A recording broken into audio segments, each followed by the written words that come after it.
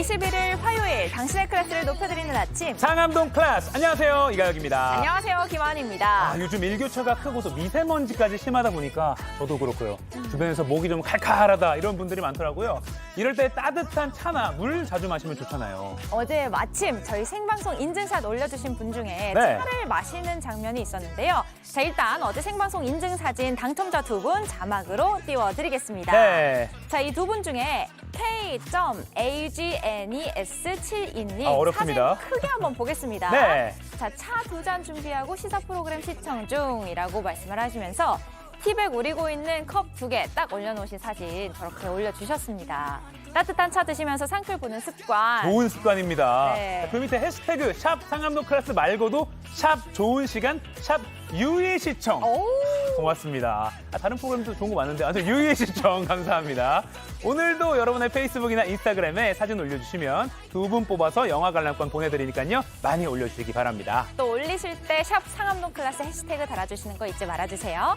자, 그럼 날씨부터 바로 알아보겠습니다. 김민지 기상캐스터, 오늘 날씨는 좀 포근해지는 것 같던데 미세먼지는 여전히 심하죠.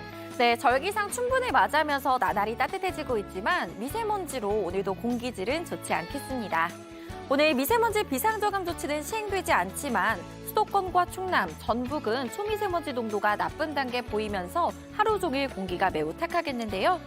미세먼지 속에서도 봄 기운은 더 멀리 퍼지고 있습니다. 살랑살랑 부는 봄바람을 타고 지난 주말 부산 운천천에는 벌써 벚꽃이 활짝 피었는데요. 작년보다 9일이나 일찍 개화하면서 벚꽃 관측 이래 102년 만에 가장 이른 시기에 벚꽃이 피었습니다. 하루하루 짙어지는 봄 기운에 올해 전국의 벚꽃도 일찍 필 것으로 보입니다. 오늘 서울의 최저 기온이 5도, 낮 기온은 21도까지 올라서 4월 하순만큼 따뜻하겠고요. 내일은 아침에도 9도까지 올라 온화하겠습니다.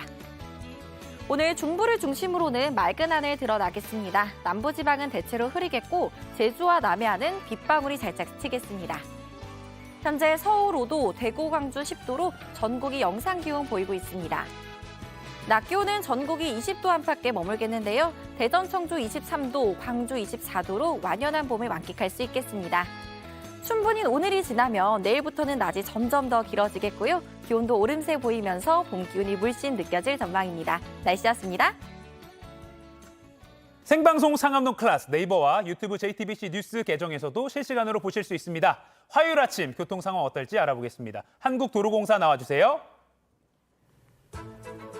네, 출근길이 점점 더 어려워지고 있습니다. 이제 동부간선도로도 도심 쪽으로 도봉 지하차도 진입부터 성수분기점까지 쭉 밀리고 있고요.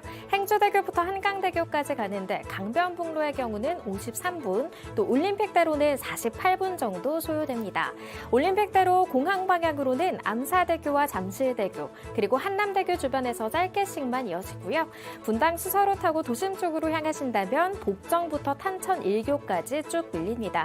경부선을 이용하시더라도 서울 일대에서 서울 방향 신갈분기점 일대에서 주춤했다가 금토분기점부터 반포까지 이동량이 더 많아졌습니다. 50번 고속도로 타고 외곽 쪽으로 이동하는 길 반월터널과 부곡 사이 밀리고요. 이제는 마성부터 양지터널까지도 쭉 막히고 있습니다. 수도권 자율순환선은 구리에서 판교 쪽, 구리부터 상일까지 밀립니다. 안전띠 착용 잊지 마시고요. 고속도로 교통방송이었습니다. 오늘 준비한 소식입니다. 미 정부가 공개한 인권보고서 한국 대통령실의 일부 언론 대응 사례가 폭력적이었다고 평가했습니다. 러시아를 방문한 시진핑 중국 주석이 푸틴 대통령에 대한 지지를 재확인했습니다. 미국은 비판했습니다.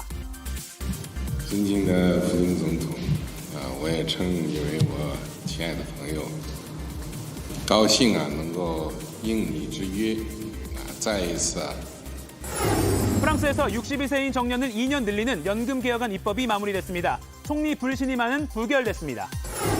어제 새벽 발사된 국내 첫 민간 발사체 한빛 TLB가 비행 후 정상 낙하까지 성공했습니다. 머니클래스 글로벌 금융위기 위험 신호는 여전한데 달러와 미국 금리는 전망해보고요. 상필 상담소 형제가 미리 증여받은 상속재산 가치가 달라졌으니 다시 나눠달라 법적으로 따져봅니다. 지난해 미국 뉴욕에서 윤석열 대통령이 바이든 대통령을 만난 뒤 했던 비속어가 논란이 됐었죠. 당시 미국 측은 별 문제가 없다는 반응이었지만 오늘 낸 인권 보고서에선 이후 대통령실의 언론 대응이 폭력적이었다고 평가했습니다. 첫 소식 워싱턴 김필규 특파원이 전해드립니다. 미 국무부가 낸 2022 국가별 인권보고서 한국편에선 표현의 자유 침해에 초점을 맞췄습니다. 한국 정부가 일반적으로 표현의 자유를 존중하고 있다면서도 이를 침해한 사례들을 열거했습니다. 특히 지난해 9월 뉴욕 유엔 총회에서 윤석열 대통령이 바이든 대통령을 만난 뒤 벌어진 비속어 논란에 대해 대통령실의 대응을 지적했습니다. 발언을 공개한 방송사를 두고 국가 안보를 위험에 빠뜨렸다고 말한 것, 여당에서 명예훼손과 직무방해 혐의로 고소한 것을 폭력 및 괴롭힘 사례로 분류했습니다. 사건 당시 백악관 측은 한국과의 관계는 굳건하다며 신경 쓰지 않는다는 반응을 보였지만 한국 정부의 이후 언론 대응은 문제로 삼은 겁니다.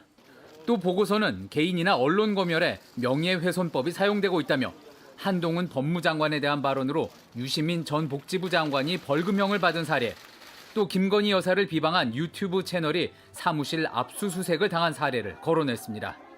약 200개국의 인권 상황을 모니터링한 미 국무부는 미국에서와 같은 기준을 적용했다고 강조했습니다. I do so because the report embodies the importance of human rights for American diplomacy and for our vision of an open, free, prosperous, and secure world. Human rights are universal. They aren't defined by any one country, philosophy, or region.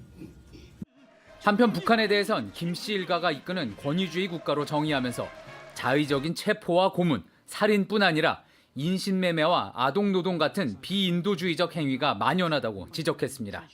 워싱턴에서 JTBC 김필규입니다. 유엔 안전보장이사회가 오늘 새벽 지난 16일과 19일 있었던 북한의 잇단 미사일 발사에 대응하기 위한 공개회의를 열었지만 별다른 성과를 내놓지 못했습니다. 이에 당사국 자격으로 참여한 우리 정부는 북한의 미사일 발사는 유엔에 대한 뻔뻔한 조롱이라고 지적하면서 안보리 차원의 공식 대응을 촉구했습니다. 미국과 일본, 서방 국가들 역시 안보리 차원의 단합된 공식 대응을 요구했지만 중국과 러시아는 북한의 도발이 한미연합훈련 등에 대한 정당한 대응이란 입장을 거듭 강조했고 대립각을 세우다 회의를 마쳤습니다. 어제 새벽 발사된 국내 첫 민간 발사체가 비행에 성공했다는 소식입니다. 우리나라는 지난해 누리호를 성공적으로 쏘아 올리면서 실용 인공위성을 자력으로 우주에 보낼 수 있는 7번째 나라가 됐는데요. 이번 발사 성공으로 앞으로 민간 기업의 활약도 다양해지리란 기대가 나오고 있습니다. 김나한 기자가 보도합니다. 어제 새벽 브라질 알칸타라 우주센터입니다. 국내 첫 민간 발사체 한비 TLV가 굉음과 함께 하늘로 솟구칩니다. 한국 우주 스타트업 이노스페이스의 민간 발사체인데 국내 민간 발사체로는 처음입니다. 이노스페이스는 오늘 새벽 한비 TLV 발사가 성공했다고 발표했습니다. 4분 33초 동안 정상 비행을 한 뒤 브라질 해상 안전 설정 구역에 정상 낙하했고 비행 상황에서도 엔진이 정상 작동하고 추력 안정성도 유지했다고 설명했습니다. 높이 16.3m에 지름 1m, 무게 8.4톤의 한비 TLV의 발사가 수월하진 않았습니다. 국내엔 민간 발사장이 없어 브라질까지 가야 했고 날씨와 오류가 겹쳐 발사 일정도 3개월이나 늦춰졌습니다. 하지만 발사 성공이 주는 의미는 큽니다. 2008년 미국 스페이스X의 펠컨 1이 발사에 성공하면서 민간에서도 우주시대가 열렸습니다. 한국은 지난해 정부 주도의 누리호가 발사에 성공하면서 자력으로 실용 인공위성을 우주에 보낼 수 있는 전 세계 7번째 나라가 됐지만 민간 기업들은 눈에 띄는 성과를 내지 못했습니다.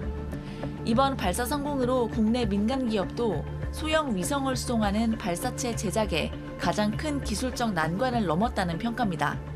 엔진 성능을 검증한 이노스페이스는 실제 위성 운송에 투입할 수 있는 2단형 소형 위성 발사체를 올해 안으로 시험 발사할 계획입니다. JTBC 김나한입니다. 한일 정상회담이 끝나고 일본에선 두 정상이 독도와 위안부, 후쿠시마 수산물 문제를 논의했다는 취지의 보도가 잇따랐습니다. 뒷말이 계속 나오자 대통령실은 왜곡 보도라며 강한 불쾌감을 나타냈습니다. 최수연 기자입니다. 대통령실이 한일 정상회담과 관련해 일본 언론이 확인되지 않는 보도를 한다고 강하게 비판했습니다. 대통령실 관계자는 근거도 없이 내질러 놓고 사실이 아니면 슬그머니 빠진다며 왜곡된 보도에 대해 외교 당국이 유감을 표시하고 재발 방지를 당부했다고 했습니다. 앞서 일본에선 기시다 총리가 정상회담에서 위안부 합의 이행과 후쿠시마 수산물 수입 규제 철폐를 요구했다거나 독도 영유권과 위안부 문제를 언급했다는 언론 보도가 잇따랐습니다. 대통령실은 독도와 위안부 문제는 전혀 논의된 적 없다는 기존 입장을 재확인했습니다. 독도는 거론된 적도 없다고 못 박았습니다. 다만 위안부 문제는 기시다 총리가 언급했는지 여부를 명확하게 밝히진 않았습니다. 후쿠시마 수산물 문제 관련해서도 정상간 대화를 구체적으로 공개할 수 없다고 했습니다. 다만 우리 국민의 안전과 건강을 위협하는 일이 있다면 받아들일 수 없다고 말했습니다. 이런 가운데 여론의 반발은 커지고 있습니다. 역사교사 단체인 전국 역사교사 모임은 성명서를 내고 가해자 사과 없는 강제동원 해법안을 철회하라고 주장했습니다. 교토통신은 기시다 총리가 윤 대통령을 오는 5월 G7 정상회의에 초청했다고 밝혔습니다. JTBC 최수연입니다. 최근 경찰이 이태원 참사 희생자와 피해자 450명의 은행 계좌를 강제 수사한 사실이 확인됐습니다. 참사 당시 무정차 조치를 하지 않은 이태원 역장에 대한 수사 목적으로 피해자들이 이태원역을 이용했는지 조사한 거라고 했는데 수사기관은 교통카드 내역은 물론 입출금 내역까지 확인했습니다. 뒤늦게 이 사실을 통보받은 피해자들은 2차 가해라며 고통을 호소합니다. 정아람 기자의 보도입니다. 이태원 참사로 딸을 잃은 이정민 씨에게 날라온 은행 통지서입니다. 도대체 이게 뭐냐, 어떤 설명도 없이 갑자기 아이를 수사를 했다라고 이야기를 하니까 이게 사실 분노가 참을 수가 없는 정도였죠. 유족들의 잇따른 반발에 경찰은 희생자와 생존자들이 당시 이태원역을 이용했는지 확인하기 위해 교통카드 내역만 조사하는 차원이라고 밝혔습니다. 그런데 이태원 참사로 예비 신부를 잃은 박모 씨가 받은 통지서. 교통카드 사용 내역이 아닌 입출금 내역입니다. 정말 카드 내역만 대중교통 카드만 이용한 건지 아니면은 전체 계좌를 또 다른 걸 수사하려고 거래 내역을 전체 조회했는지 알 수 없으니까. JTBC 취재 결과 일부는 교통카드와 상관없는 금융 거래 내역까지 제공된 것으로 파악됐습니다. 방랑자의 착오로 온 걸로 저희는 설명을 드렸습니다. 그렇게 판단하고 아마 설득했던 걸로. 피해자들은 2차 가해라며 울분을 토로합니다. 엉뚱한 수사를 하는 게 아닌지도 의심할 정도입니다. 이번 거래 내역 조사한 것도 그 마약과 연관이 있지 않을까 그렇게 너무 생각이 됩니다. 사전 동의 없이 계좌를 털었다는 통지서에 참사의 악몽을 다시 떠올립니다. 안 힘들고 싶은데 자꾸 국가가 힘들게 만들어요, 저를. 이런 걸 할 거다 계획서를 저희한테 보낸 것도 아니고 그냥 통보를 한 거잖아요. JTBC 정아람입니다. 봄바람이 날리며 흩날리는 벚꽃잎이 울려 퍼질 이 거리를 둘이 걸어요. 봄바람이 날리며 흩날리는 벚꽃잎이 울려 퍼질 이 거리를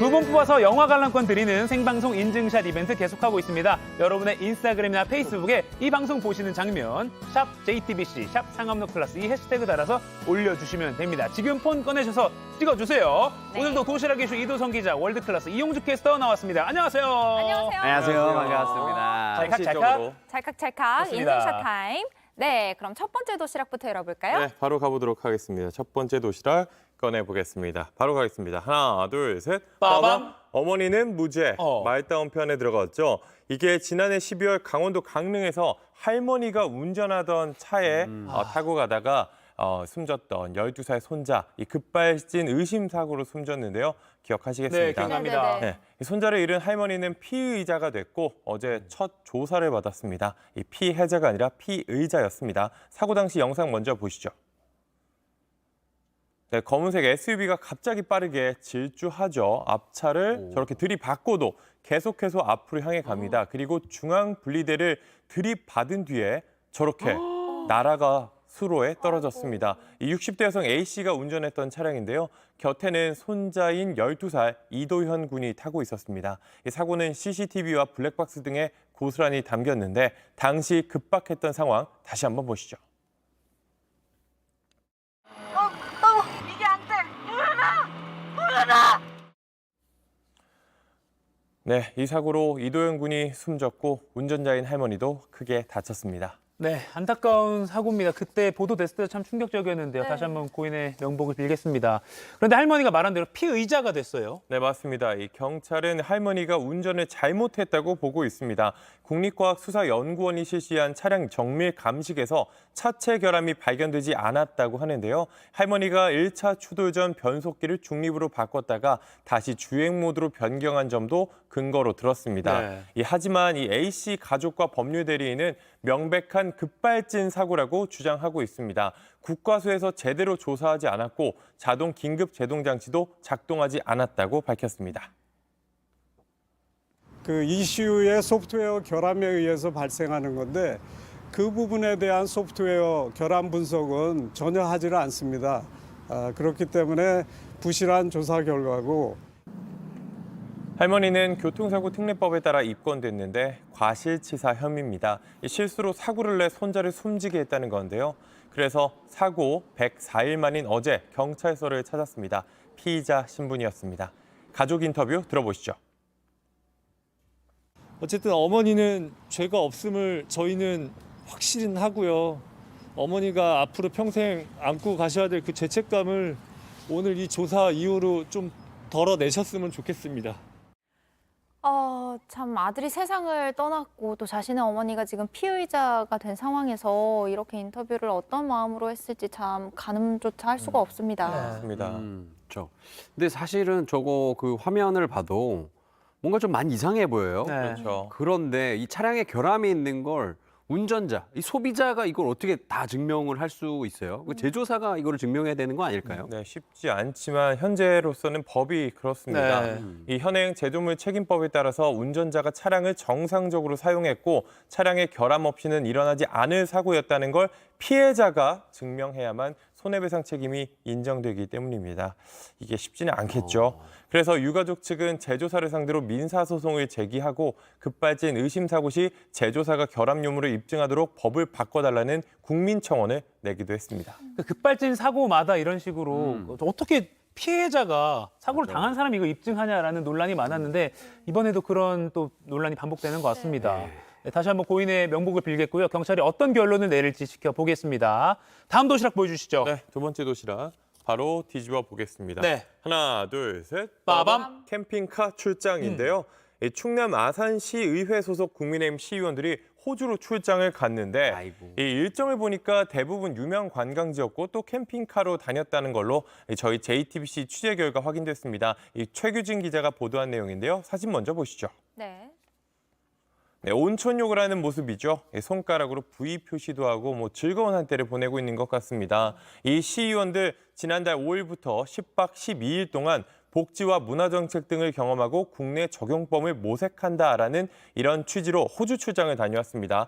이 시드니 오페라 하우스나 온천, 해안도로 등 유명 관광지도 일정에 포함된 걸로 확인이 됐습니다. 사진만 봐도 아주 즐거운 출장이었던 것 같은데 이걸 본인들 돈을 내고 다녀오진 않았을 거 아니에요? 네, 그렇죠. 이 항공료와 체재비 등으로 1인당 450만 원을 받았다고 합니다. 일정 대부분을 캠핑카로 다녔던 게 확인이 됐는데요.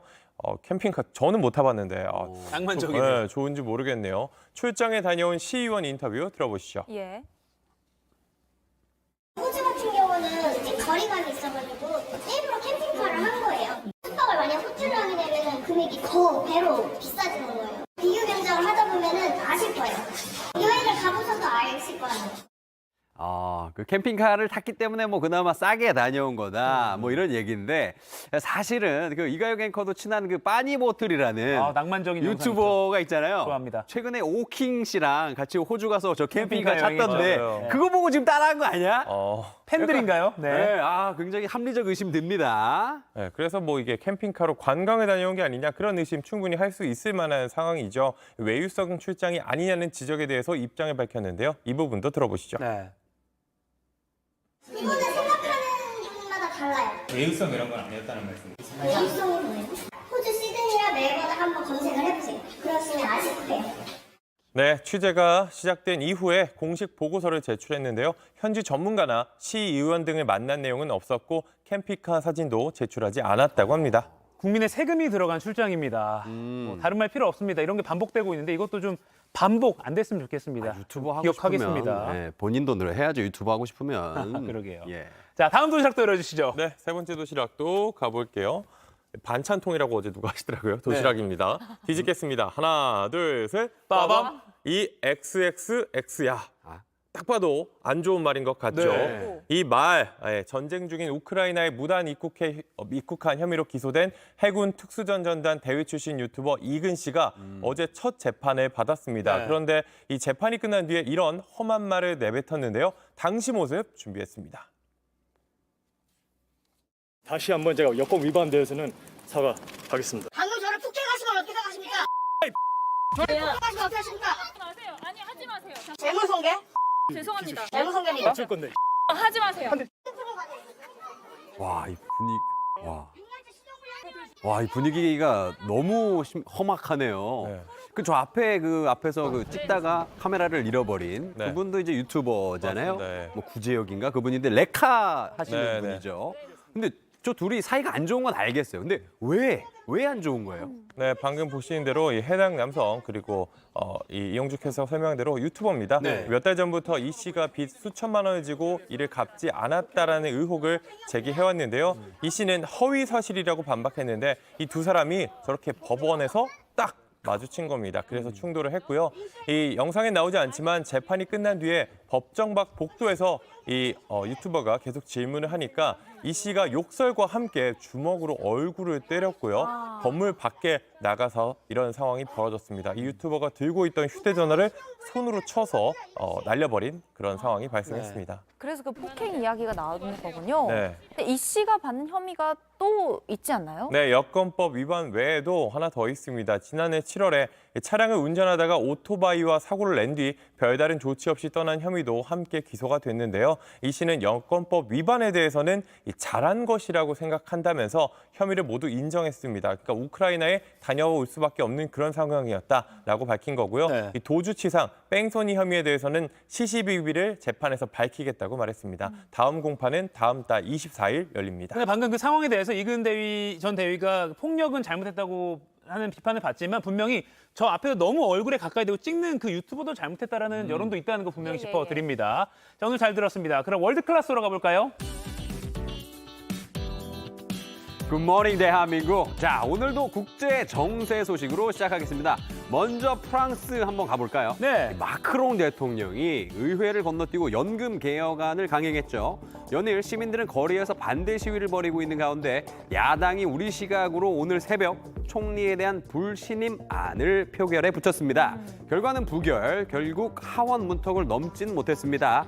프랑스 하원이 엘리자베트 보른 총리에 대한 첫 번째 불신임안을 표결에 붙인 결과 278명이 78명이 찬성했군요. 78명이 찬성했지만 과반의 표가 미치지 못했습니다.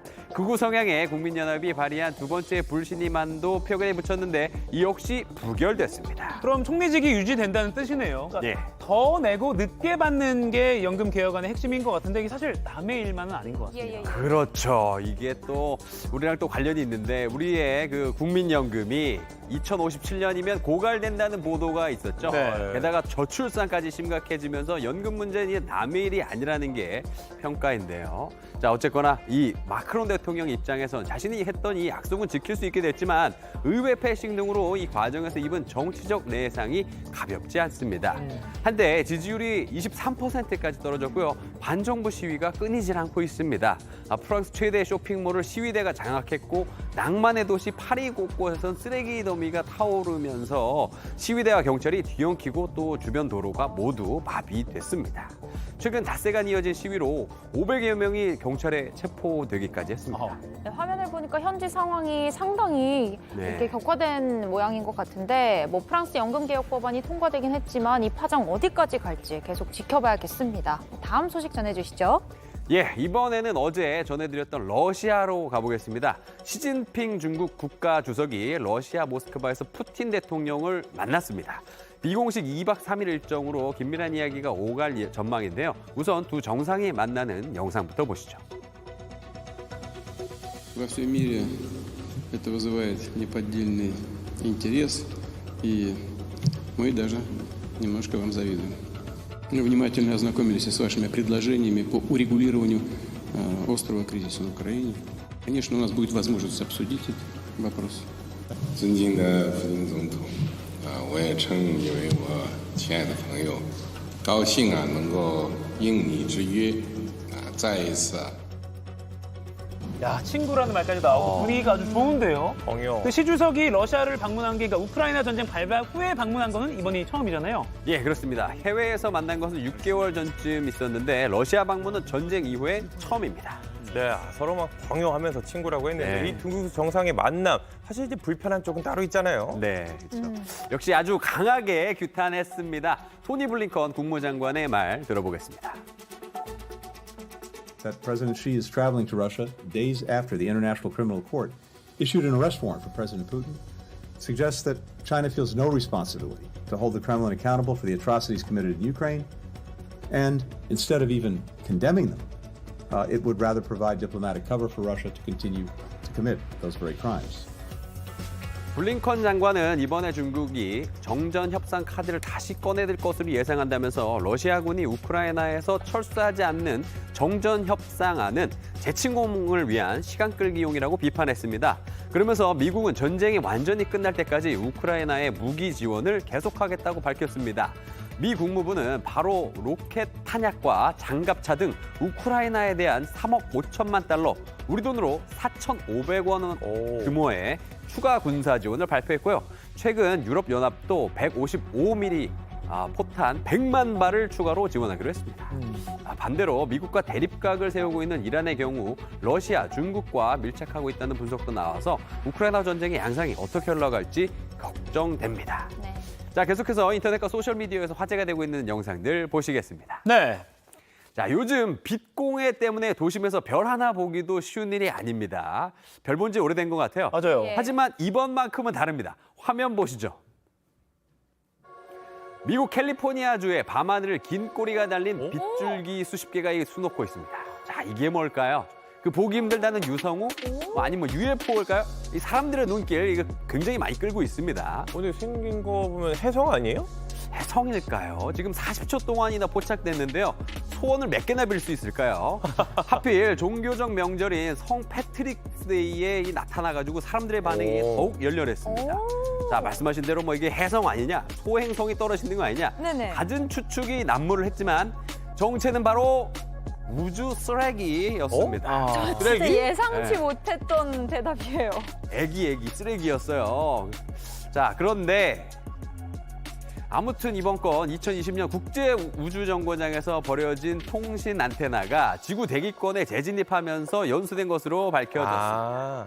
근데 이렇게 수명을 다하고 우주공간으로 버려진 통신 안테나가 정말 많다 그래요.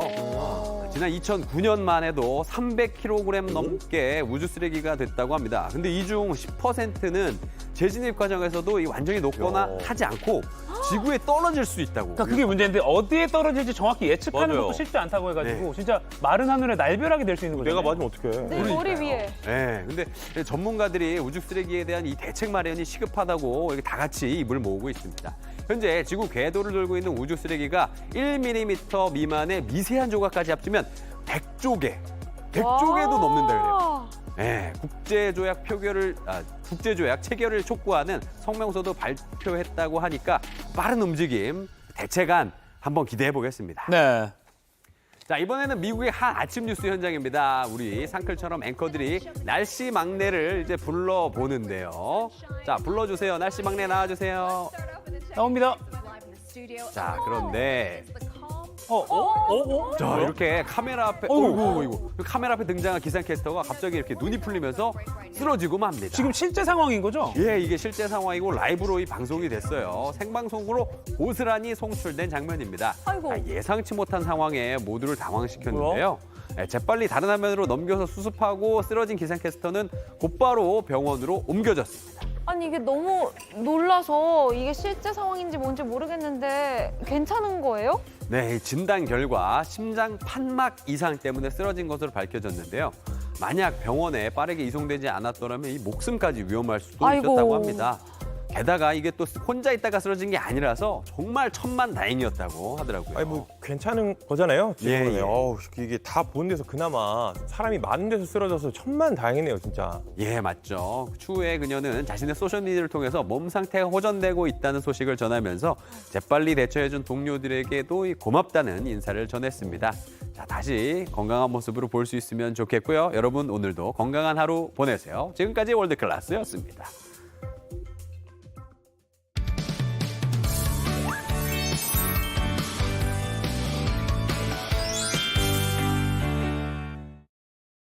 지금 시각 8시 30분입니다. 저 같은 경알못, 경제를 잘 알지 못하는 사람을 위한 당장 내 돈이 되는 지식. 머니클래스 키워드 먼저 보시죠.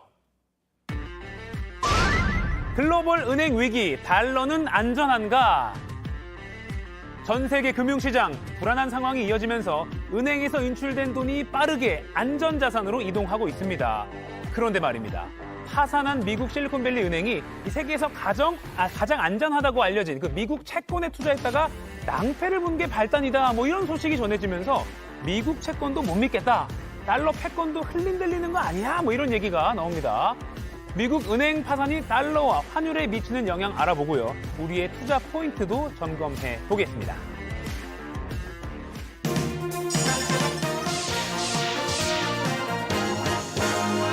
국내 최고의 달러 투자 전문가 홍춘욱 이코노미스트 나오셨습니다. 안녕하세요. 네, 안녕하세요. 저희가 어제 이 시간에요. 그 크레딧 스위스가 그 은행을 UBS가 인수한다 이 소식 전해드렸고 또 앞서 그 미국 실리콘밸리 은행 그 파산 때도 뭐 미국 정부가 예금자의 돈은 안전합니다. 이렇게 대통령이 직접 발언하기도 하고 뭐 아까 또 크레딧 스위스 은행은 그 뭐 인수하라고 스위스 정부가 막 거액을 빨리 막 빌려주기도 하고 뭐 이러는데 이렇게 각국 정부가 이렇게 빠르게 나서는 그 이유는 뭔가요? 두 가지 요인 때문인데요. 네네. 첫 번째 요인은 사람들의 심리가 계속 불안해지는 순간 경제가 나빠지겠죠. 심리. 예, 그러니까 뭐 어느 은행이 망할지 몰라, 어느 금융기관이 파산할지 몰라라는 공포를 지니고 있는 상황에서 사람들이 과연 뭐 은행에 예금을 하려고 들지도 않을 거고, 그리고 또 은행에 예금이 뭐 빠져나가거나 이런 일들이 계속되기 시작하면 금융시장이 엄청나게 불안해지겠죠. 네. 금융시장이 불안해지는데 뭐 장기간에 걸친 투자 계획이라든가 또는 사업 자금의 집행들 이런 것도 되게 어려워질 겁니다. 따라서 심리의 위축을 방지하는 게 가장 중요한 요인이다 이렇게 볼 수 있겠고요. 네네. 그림 한번 보시면 미국의 소비자 신뢰지수라고 되어 있는데요. 이제 저 음영으로 회색으로 표시된 부분이 불황입니다. 불황의 특징 바로 알 수 있죠. 소비자들의 심리가 붕괴된다. 뚝 떨어지네요. 예, 그렇습니다. 근데 지금 보시면 이 기준선 밑으로 지금 내려가려고 벌써 준비를 하고 있죠. 이게 참고로 은행들의 뱅크론, 그러니까 이제 은행에 뛰어가서 예금을 찾을 그렇죠. 예금 인출 사태가 벌어지기 전에 이루어졌던 조사들이 포함되어 있기 때문에 저게 문제가 되고, 이제 두 번째 문제는 바로 저가 매각 또는 영어로 파이어 세일. 파이어 세일. 예, 그러니까 불날 때 일단 물건을 빨리 가져가는 사람이 버는 거죠. 예, 그 옛날 로마에서 나온 유명한 일인데요. 아무튼 불을 꺼주는 대신 너 집에 있는 물건 나한테 내놔라고 하는, 그러니까 완전히 날강도 같은 짓이죠. 그런 날강도 같은 짓들이 벌어지는 게 이제 바로 저가 매각이 벌어지는데, 지금 예금 인출, 은행에서 예금 인출이 나옵니다. 자, 예금 인출이 되면 은행 입장에서는 뭔가 돈을 마련을 해야 예금 인출에 대응할 수 있잖아요. 그렇죠. 근데 이미 그 돈들은 어디 돼 있냐 하면 오른쪽에 대출로 나가 있고, 오른쪽 밑에 보시면 주식이나 채권에 이미 투자돼 있죠. 자, 그런 상황에서 은행 예금 인출이 나오면 남아있는 은행은 살아남기 위해서 할 수 있는 방법은 고객들한테 가서 저 만기 연장 안 돼요 라면서 대출을 회수하거나, 그게 안 되는 경우는 보유하던 주식이나 채권을 매각하면 금융시장에 어떤 일이 벌어지겠습니까? 저라면 그날은 주식 채권 안 살 것 같거든요. 왜냐하면 누가 지금 파이어 세일 던지고 있는 중인데 급하게 매각하고 있는 중인데 굳이 제가 그날 저걸 사줄 이유가 없잖아요. 네. 그러니까 한마디로 말해서 연쇄적인 자산 가격의 폭락 사태가 벌어지는 가운데 금융시장이 붕괴되는 일들이 벌어집니다. 그래서 금융 시스템의 붕괴를 막기 위해서 정부는 어쩔 수 없이 개입할 수밖에 없다. 물론 이제 많은 정치적 비판을 받겠죠. 그렇죠. 그래서 어쨌든 발빠르게 정부가 나섰다. 그런데 그 실리콘밸리 은행 파산의 경우에서 아까 뭐 그림에서 나왔지만 미국 채권을 많이 샀다가 금리가 오르면서 채권 가격이 떨어졌기 때문에 이제 그게 원인 중에 하나로 꼽히는데 맞습니다. 그 경알못인 제가 판단하기에도 그러면 미국 채권은 더 이상 안전하지 않다, 안전자산이라고 부르면 안 된다 이렇게 판단해도 되는 건가요? 굉장히 좋은 질문이고요. 네네. 일단 제가 하나 질문해 볼게요. 네네네. 안전자산이 뭘까요? 안전자산, 잃을 걱정이 크지 않은 자산? 예, 그 틀린 정의입니다. 예, 바로 그것 때문에 이 번역이 잘못됐어요, 사실은. 정확하게 지금 방금 이야기하신 거는 무위험 자산이라고 번역해야 돼요. 무위험 자산. 즉 경제에 어떤 일이 벌어지더라도 원금을 보장해 주는 자산. 대표적으로 볼까요? 5천만 원까지 은행 예금이죠. 그러네요. 예, 그리고 정부가 발행한 채권 중에서 만기가 짧은 채권들. 이거는 거의 뭐 그냥 예금이랑 똑같거든요. 이런 자산들은 안전자산 맞아요. 무위험 자산 맞아요. 네. 근데 정확하게 저희들의 이야기는 저기서 이야기하는 안전자산은 뭐냐면 불황에 강한 자산. 불황에 가는 그러니까 불황이 출현하는 순간 가격이 상승하는 자산. 자, 그림 볼까요? 저 빨간 영역이 호황입니다. 얼마 전까지죠. 얼마 전까지 미국의 장기 국채 네. TLT라는 아주 유명한 상품입니다. 뭐 수십조에 달하는 어마어마한 자산 가치를 가지고 있는 이 자산 펀드인데 지금 보시면 알겠지만 가격이 이렇게 떨어지네요. 반토막 났어요. 네. 자, 국채에 투자하는데 손실이 반토막이 났습니다. 왜 이런 일들이 벌어지냐 하면 금리가 1% 상승할 때마다 이 채권 가격은 17% 빠지는 구조를 가지고 있습니다. 그러니까 금리 1% 상승, 저기 나와 있죠? 채권 금리 1% 상승이면 채권 가격은 17.6% 빠지는 구조를 가지고 있는 상품인데 우리는 이걸 무위험 자산이라고 생각하거든요. 아닙니다. 이 자산은 안전 자산이긴 하지만 어떤 자산이냐면 불황에 셀 뿐이지, 불황에 강할 뿐이지 재작년이나 작년처럼 금리가 급등하고 경기가 좋고 인플레이션이 막 발생해서 우리 그때 은행만 넣어놓고 벼락거지 뭐 이런 이야기가 나오던 네. 시기에는 저런 자산에 투자하면 끔찍한 고통을 받게 되죠. 이제 반대로 지금 끝에 오른쪽 끝을 보시면 알겠지만 최근 이제 불황의 징후가 은행들 파산하면서 나오기 시작하니까 바닥을 치고 오르기 시작하는 거 보죠. 올라가려고 하네요. 예, 그래서 안전자산 정의 하겠습니다. 불황에 강한 자산. 불황에 강한 여러분 메모하십시오. 안전자산은 불황에 강한 자산이지 무위험이 아닙니다. 네. 불황에 강한 자산. 우리나라에서는 그 안전자산을 자꾸 무위험 자산으로 생각하기 쉬운데 아닙니다. 위험이 없는 게 아니라 불황에 강한 자산. 그러니까 위험은 어디든 상존에 있는 거니까요. 수익이 좋으면 위험은 당연히 있죠. 그러네요. 좋은 말씀 해주신 것 같습니다. 네. 그러니까 금리 1%포인트의 충격이 이렇게 어마어마한 것도 있는데 맞습니다. 그러면 달러는 어떤가요? 달러도 안전자산이라고 흔히 이제 부르는데 맞습니다. 금리가 인상되면서 엄청 올랐잖아요. 그러면 미국 정부가 은행 파산을 막기 위해서 막 돈을 풀 거란 말이에요. 그럼 달러는 가치가 어떻게 돼요? 예, 엄청나게 상승할 겁니다. 어. 왜? 불황에는 가치가 상승하는 자산이 뭐죠? 안전자산이. 안전자산이니까. 예, 그래서 불황에 경기가 나빠질 때 상승하는 자산을 우리는 안전자산이라고 불렀죠. 네. 그러면 불황이 닥치고 세계 경제 위기가 와요. 네. 우리 2008년 글로벌 금융위기 차트가 이제 곧 나올 것 같은데 네. 그냥 말로 일단 지금 저 빨간 영역이 금융위기입니다. 저 금융위기 때 달러에 대한 우리 원화환율 어때요? 폭등하죠. 빨간 선이 폭등합니다. 미국에서 은행들이 망하고 경제 위기가 발생하는데 한국 환율이 상승하죠. 왜? 불황에는 안전자산이 최고야. 불황에는 어떤 자산? 달러나 미국 채권 같은 자산을 좋아하는 거죠. 그러니까 그게 무위험이 아니고 불황에 강한 자산이라는 특성을 지금 이 그림이 보여주고 있는 겁니다. 그러니까 돈을 푼 거에 집중할 게 아니라 그렇죠. 지금이 위기라는 걸 생각해야 되는 거군요. 위기가 왔다. 저 멀리서 지금 불바다가 오고 있어. 네. 금융기관들이 연쇄적으로 위기가 오고 있어라고 생각되시면 그때는 안전자산, 무위험 자산이 아니에요. 네, 알겠습니다. 이것만 기억하시면 투자에 정말 도움받을 수 있어요. 그러네요. 자, 이런 상황 속에서 이제 이번 주 목요일이죠. 미국이 기준금리를 결정합니다. 어떻게 전망하십니까? 동결할 거라고 보는데 동결. 만에 하나 금리를 인상할 수도 있다. 근데 이제 왜 그러냐면 거기도 관료 조직이에요. 관료 조직의 특성이 뭐냐면 기존에 하던 대로 하고 싶어해요. 관례. 네. 과거에 이런 사례가 없다라는 이야기들을 공무원들하고 이야기하다 보면 굉장히 많이 듣지 않습니까? 맞습니다. 저도 이제 전례가 없습니다. 예, 저도 공무원을 했기 때문에 그런 경험이 굉장히 많은데요. 이 사례에서 이야기하는 것처럼 과거에 그런 일이 있었느냐 없었느냐를 따지는 조직들은 기존에 했던 걸 반복하고 싶어 합니다. 그렇기 때문에 금리 인상의 가능성은 있지만 네. 저라면, 제가 연준 멤버라면 이번에는 금리 동결할 것 같다. 왜 그러냐? 국제 유가가 지금 폭락 중입니다. 표 한번 보죠. 예, 저 빨간 선이 뭐냐면 국제 유가 상승률인데 지금 엄청나게 마이너스죠. 보이십니까? 빨간 선입니다. 지금 마이너스로 내려가고 있죠. 그런데 저 빨간 선 뒤에 약간 뒤늦게 움직이는 게 소비자 물가 상승률이죠. 그러니까 유가가 급등하고 나면 그 뒤 한 6개월이나 1년 있다가 물가가 오르는 거죠. 왜? 그걸 가격을 신속하게 조정하기가 어렵잖아요. 네. 아니 가격표를 재빨리 인상하는 가게 가고 싶으세요? 아니죠. 남들 다 올릴 때 올린다고요. 그렇죠. 그래서 국제 유가가 상승하고 또는 하락하면 소비자 물가는 후행합니다. 근데 지금 국제 유가가 대폭락 중이거든요. 지금 70불 밑에 있어요. 그러면 앞으로 물가는 안정될 게 거의 확실하거든요. 아하.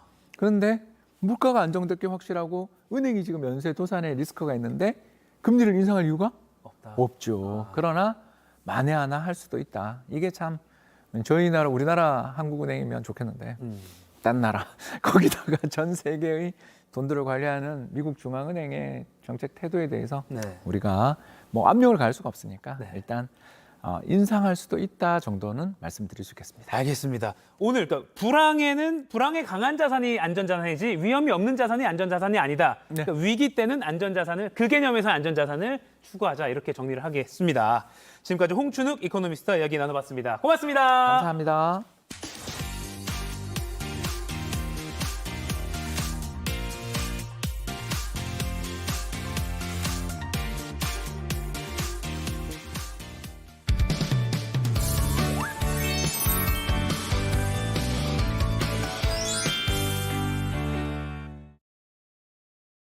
매주 화요일 여러분을 위한 상클 상담소 시작해 보겠습니다. 일상에서 벌어지는 갈등과 분쟁, 이런 고민거리들 저희가 법적으로 시원하게 풀어드립니다. 네, 상속 법률 전문가 정인굿 변호사와 함께합니다. 안녕하세요. 안녕하세요. 네, 안녕하세요. 자, 오늘 사연도 역시 이제 실화를 바탕으로 한 사연인데, 오늘은 물려받은 재산을 둘러싼 3남매의 갈등 사연입니다. 변호사님이 장남, 하은 앵커가 둘째, 제가 막내 동생, 그리고 아버지 역할이 있는데 변호사님이 1인 2역을 잠깐 해주세요.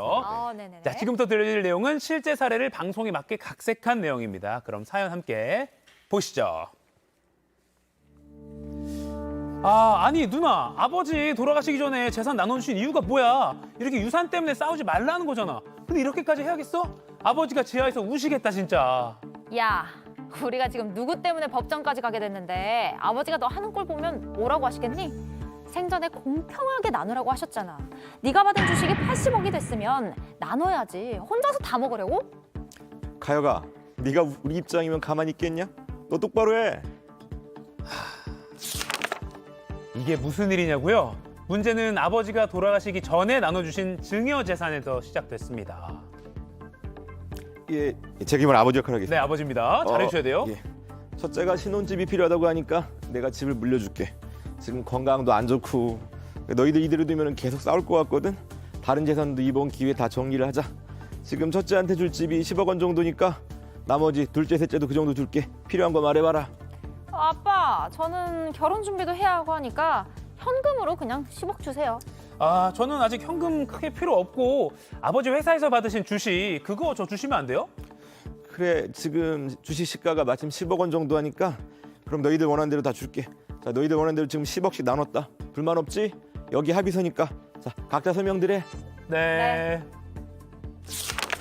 자, 그리고 5년 후 아버지께서 돌아가셨고 장래 막바지 갈등이 생겼습니다. 막내야, 너 아버지께 받았던 주식 8배 뛰었다며? 그럼 얼마야? 80억이 됐네? 오빠도 그 집이 30억이라며. 이거 다시 나눠야 되는 거 아니야? 뭐? 가혁이 받은 주식이 80억이라고? 야, 그럼 당연히 다시 나눠야지. 뭔 소리야? 그럼 내가 받은 주식이 폭망했으면 형이나 누나가 나한테 돈 나눠줬을 거야? 아니잖아. 이 사람들이 양심이 없네. 뭐? 이 사람들? 양심은 누가 없는데. 우리 법적으로 한번 해보자. 재산 분할을 다시 하자는 형제들, 형과 누나라는 사람이 제게 소송까지. 정인국 변호사님 도와주세요. 네, 제가 도와드리겠습니다. 이런 사례입니다. 막내 아들로서 굉장히 억울해하는 것 같아요. 근데 약간 10억 이렇게 오가니까 약간 남의 이야기 같기도 한데 일단 약간 부러운 집안 얘기긴 한데 그래도 이게 실생활에 도로 있다고 하더라고요. 자, 사례를 좀 더 들여다보겠습니다. 그러니까 받을 때는 첫째가 받은 집도, 둘째가 받은 현금도, 그리고 셋째가 받은 주식도 10억 정도로 같은 가격이었는데 이게 시간이 지나면서 가치가 달라진 상황이군요. 네, 뭐 이 사례 보게 되면요. 그 첫째가 결혼할 때 그 아버지가 자기가 살던 집을 증여를 했거든요. 네. 근데 증여 당시 시가가 10억이었고요. 둘째와 셋째가 우리 내 안 주냐 그러니까 둘째한테 뭐가 필요냐 그랬더니 둘째는 자기는 사업한다고 현금으로 10억을 달래요. 현금 10억 줬습니다. 그리고 셋째 같은 경우에는 아버지가 다니던 회사 주식이 있었는데 그걸 달라 그랬거든요. 또 그 주식 가치도 10억이었어요. 그러니까 모두 각자 10억이라는 공평한 배분이었거든요. 그런데 그러고 나서 이제 아버지가 5년 뒤에 돌아가셨어요. 네. 돌아가실 당시에 주식 가격이 드라마틱하게 오른 겁니다. 그 회사가 잘 됐군요. 예, 무슨 신약 개발을 해서 회사가 대박이 났죠. 그러다 보니까 주식 가격이 10억이었던 게 80억으로 8배가 뛰었어요. 그리고 물론 첫째 같은 경우에도 아파트 받은 게 시가가 약간 오르긴 했습니다. 올라가지고 10억이 30억까지 됐다고 그러더라고요. 참 안타까운 사연입니다. 그러니까 이 사연자의 아버지는 아마 이 재산 앞에 형제 없다는 걸 아셨던 것 같아요. 그래서 이 병원비 정도 현금만 남기고 일단 모두 나눠주신 것 같은데 결국에는 소송까지 갔다고요? 예, 네 그렇습니다. 이 아버지가 몇 년 전에 그 아내랑 사별을 하고 남편 혼자만 남아 있으셨는데요. 자식들이 사이가 안 좋은 거예요. 아버지가 투병 중인데 아버지가 돌아가시고 나면은 자식들이 아버지 재산을 가지고 싸울 게 분명하기 때문에 그러니까 미리 아버지 입장에서는 손을 쓴 거죠. 그런데 돌아가실 당시에 재산 가치가 달라지다 보니까 이 첫째랑 둘째가 다시 분배하자 이렇게 얘기하면서 그 막내를 상대로 유류분 반환 청구 소송이라고 하죠. 소송을 제기하게 된 겁니다. 유류분 반환 소송. 자, 법적으로 따져보죠. 이 소송이 정확히 어떤 건가요? 예, 그 유류분 반환 청구 소송이라는 게요. 그 돌아가신 분이 있을 때 그 남아 있는 배우자나 자녀들 중에서 가끔 상속이 배제가 되는 경우가 있거든요. 예전 우리 사회 같은 경우 상당히 가부장적이었잖아요. 그러다 보니까 아들한테만 상속을 하고 딸이나 배우자한테는 상속을 아예 그 배제하는 경우가 많았어요. 그랬죠. 남아 있는 분들이 상처를 받고 또 가족들 사이에서 불화도 발생하잖아요. 그런 걸 막기 위해서 상속분 중에서 일정 정도, 최소한 어느 정도는 보장해 줄 수 있도록 한 거거든요. 그래서 뭐 이 사건 같은 경우에는요. 그 법정 상속분을 따져보게 되면 지금 자녀가 3명이잖아요. 네네. 그럼 법정 상속분이 3분의 1이죠. 그 3분의 1의 절반. 그러니까 6분의 1까지는 무조건 법에서 보장을 해주게 되는 겁니다. 이 사건 경우에는 그 사망한 아빠의 그 부인은 없는 상황이니까 네네네. 남은 3명, 자녀 3명분인데 3분의 1이 아니라 아니고. 네. 6분의 1이 되는 거군요. 그러니까 법정 상속분은 3분의 1인데 그것도 무시하고 어느 한쪽에만 몰아주는 경우가 있거든요. 돌아가신 분들이. 그럴 경우에 최소한 법정 상속분의 절반 정도는 법에서 보장을 해주겠다는 거죠. 근데 이 형제 같은 경우에는 지금 재산 분배에 관해서 이의 제기를 하지 않겠다는 합의서에 서명을 이미 했잖아요. 네네네. 그러면은 다시 분배를 하지 않아도 되는 거 아니에요? 그 어르신들이 돌아가시기 전에 자식들 보고 그 합의서에 사인하라고 해도요. 그게 자유로운 의사가 아닌 경우가 많거든요. 그러다 보니까 그 의사를 믿기가 어렵죠. 민법에서는요. 상속 개시하기 전에 내가 유류분을 포기하겠다. 이런 약정을 그 효력을 인정하지 않습니다. 그렇기 때문에 상속 개시 당시를 기준으로 그 재산 가액을 가지고 다시 한번 판단해야 되는 거죠. 이 사건 같은 경우에는 결국 아버지 입장에서는 자식들이 안 싸우기를 바라고 미리 나눠주고 게다가 금액도 동일했잖아요. 그리고 안 싸울 거라고 했는데 유류분이라는 건 상속 개시 당시를 기준으로 판단하거든요. 상속 개시 당시에 주식이 올랐기 때문에 결국 유류분을 다시 계산해야 되는 거죠. 아버지 계획은 물거품이 된 겁니다. 그러니까요. 나름 신경 써서 미리 나눈 건데 이게 최악의 경우가 된 거잖아요. 가족끼리, 형제끼리 싸우는 거니까. 완전 붕괴가 돼요. 제가 맡은 역할이 동생이 좀 억울한 상황인 것 같아요. 그러니까 근데 만약에 반대로 제가 받은 그 10억 가치의 주식이 5억이 됐어요. 그러면 제가 형 누나한테 그 유류분 반환 소송을 할 수 있는 건가요? 금액은 조금 더 따져봐야 되겠지만요. 그러니까 부동산은 가격이 폭등하고 주식 같은 경우는 거의 뭐 상장 폐지할 정도로 폭락했다. 그러면 그 경우에는 주식 폭락한 막내가 첫째나 둘째한테 더 달라고 요구할 수도 있는 거죠. 이게 관련해서 대법원 판례가 지금 나오고 있는데 이건 어떤 건가요? 예, 그러니까 두 가지 내용이 있는데요. 그 상속 개시하기 전에 자녀들이 누구는 유류분을 포기하겠다 이런 약정을 했어도 무효라는 거고요.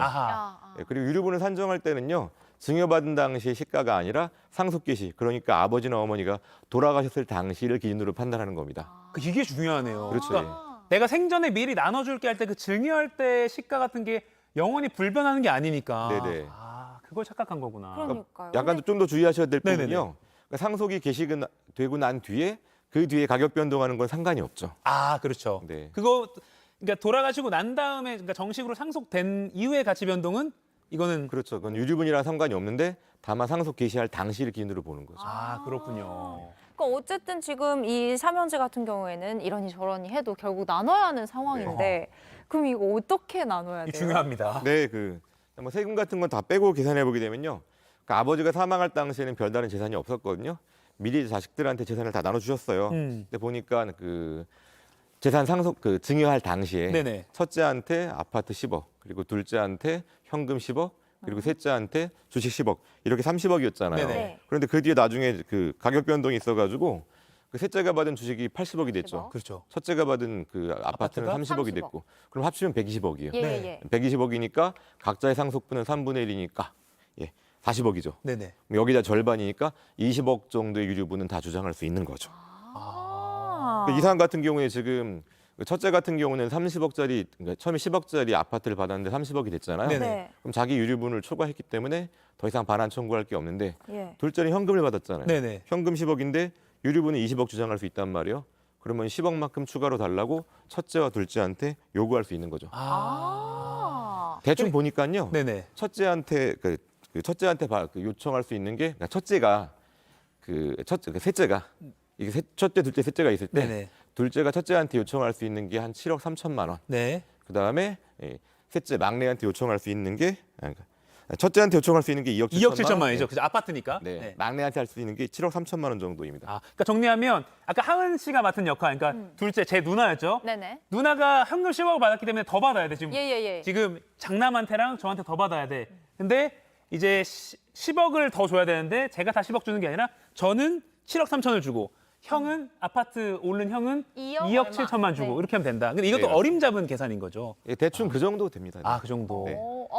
근데 이게 어쨌든 소송을 해서 판결이 났는데 그래도 끝까지 재산 안 넣어주겠다 이렇게 버티면 어떻게 됩니까? 뭐 그럼 결국 강제 집행으로 가야 되는데요. 근데 강제 집행을 하게 되면은 그 집행 당하는 사람이 관련된 비용을 모두 부담해야 되거든요. 그렇기 때문에 강제 집행이 불응하는 경우는요, 현실적으로 잘 발생하지는 않고요. 아, 강제 집행 불응하면 너무 불이익이 크군요, 금전적으로도. 네, 그렇죠. 네. 아. 어쨌든 뭐 이런 게 안 일어나는 게 제일 베스트일 것 같긴 해요. 근데 혹시 또 이게 없는 사연이 아니라 아까 진짜로 이게 실화를 바탕으로 한 거기 때문에 이런 갈등이 있으신 분들은 또 오늘 저희 유튜브 영상 공유하시면서 한번 확인해 보시면 되겠습니다. 와, 이런 재밌는 이야기가 있네요. 근데 예로부터 네네. 약간 이솝우화 같은 데도 보면 네네. 항상 막내들이 제일 영리한 것 같아요. 아니야, 근데 주식이 올랐기 망정이지 망했으면 또 이게 또 그럴 다른 수도 갈등입니다. 있죠. 맞아요. 저는 현금 선택할 것 같은데 아무튼 이건 꿈 같은 얘기고요. 네, 상클 상담소 오늘은 상속과 관련된 얘기 나눠봤습니다. 아버지의 철저한 준비가 수포가 된 상황입니다. 아무리 준비해도 예상할 수 없는 일들이 찾아오곤 하는데 이럴 때 상클 상담소가 여러분의 고민 해결해 드리겠습니다. 앞으로도 함께해 주시길 바라고요. 오늘 변호사님도 감사합니다. 정인국 변호사와 함께했습니다. 고맙습니다. 네, 감사합니다. 변호사님.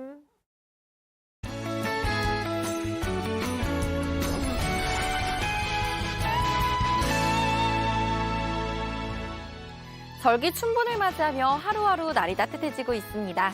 살랑살랑 부는 봄바람을 타고 부산 온천천에는 벌써 벚꽃이 활짝 피었는데요. 작년보다 9일이나 일찍 개화하면서 벚꽃 관측 이래 102년 만에 가장 이른 시기에 꽃이 피었습니다. 오늘 전국의 낮 기온이 20도 안팎에 머무는 등 나날이 봄 기운이 짙어지는 가운데 전국의 벚꽃도 예년보다 빨리 필 것으로 보입니다. 날은 포근하지만 미세먼지로 시야는 답답하겠습니다. 오늘 미세먼지 비상저감 조치는 시행되지 않지만 수도권과 충청, 전북 등 서쪽 지역은 하루 종일 공기가 매우 탁하겠습니다. 오늘 중부지방은 하늘이 맑겠습니다. 남부지방은 대체로 흐리겠고 제주와 남해안에는 빗방울이 살짝 스치겠습니다. 비의 양이 적고 일부 지역에만 비가 내려서 전국적으로 발효 중인 건조주의보는 유지가 되겠습니다. 현재 서울, 청주 6도, 부산 13도로 전국이 영상기온 보이고 있습니다. 낮 기온은 서울 21도, 대전, 대구 23도로 20도 안팎에 머물겠습니다. 내일은 남부지방까지 비가 확대돼서 모레까지 이어지겠고요. 목요일까지 아침 기온은 쭉쭉 오름세 보이고 낮 기온도 계속 20도를 넘으면서 봄 기운이 물씬 느껴질 전망입니다. 날씨였습니다. 네, 봄의 네 번째 절기 춘분. 와, 오늘 4월 하순만큼 따뜻해진다고 하네요. 근데 미세먼지가 심하니까 좀 솔직히 짜증이 납니다. 근데 가혁 씨 그거 아세요? 우리 조상들은 춘분에 날씨로 그 농사가 앞으로 어떻게 될지 점을 쳤다고 해요. 오늘 날씨로? 네. 오. 춘분에 너무 청명하면 열병이 들어서 만물이 자라지 못한다라고 예상을 했다고 하는데 이 미세먼지 때문에 오늘 깨끗하지 않은 걸 보니까 아무래도 만물이 아주 잘 자라려나 싶습니다. 이렇게 또 긍정적인 해서 네. 미세먼지에 지친 마음을 옛 조상들의 풍습으로 이렇게 위로를 해줬습니다. 네, 공기는 탁하지만 마음만큼은 맑고 상쾌한 하루 보내시기 바라면서 상암동 클래스 여기서 마치겠습니다. 네, 저희는 내일 어김없이 아침 8시에 뵙겠습니다. 여러분 오늘도 상클하세요.